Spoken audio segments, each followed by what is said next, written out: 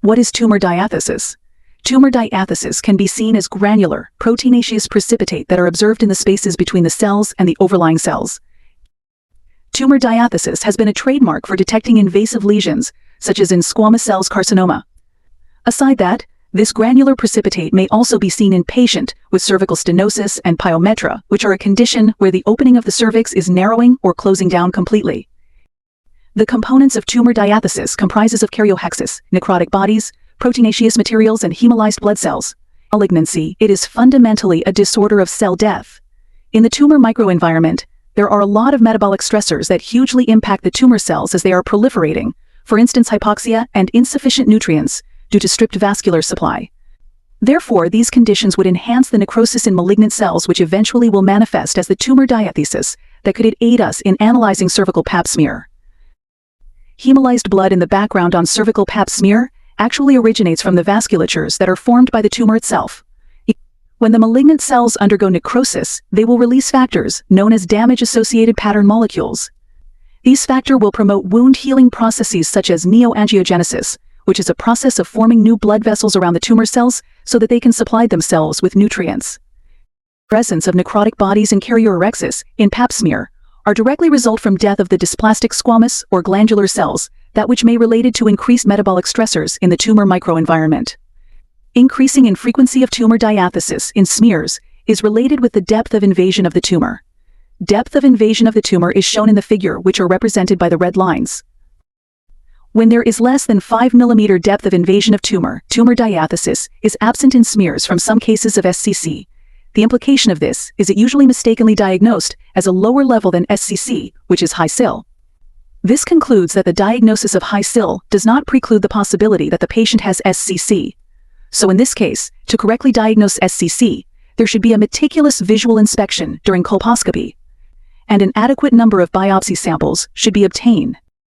When there is more than 5 mm depth of invasion of tumor diathesis can be observed abundant in the smear, and even though tumor diathesis is neither entirely specific nor highly sensitive for the diagnosis of invasive cancer, it is a very reliable indicator of malignancy, especially in young women, in whom the possibility of atrophic vaginitis can be excluded.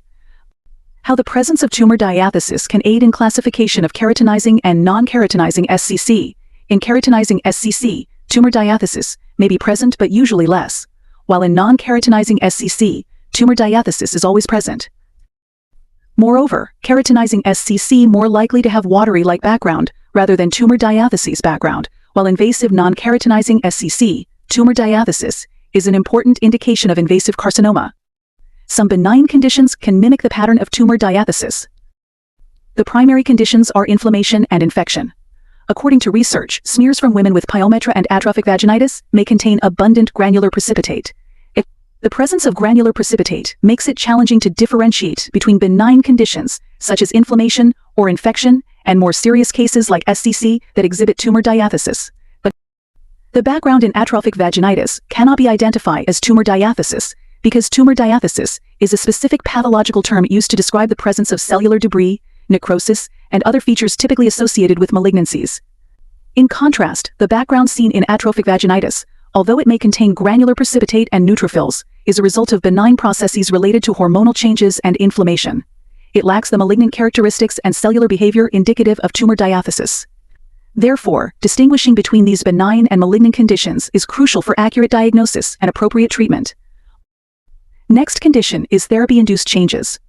Various types of treatments, including chemotherapy and radiation therapy, can affect both cancerous and non-cancerous cells adjacent to or distant from tumors. These therapies can occasionally induce alterations in non-cancerous cells that resemble malignant changes.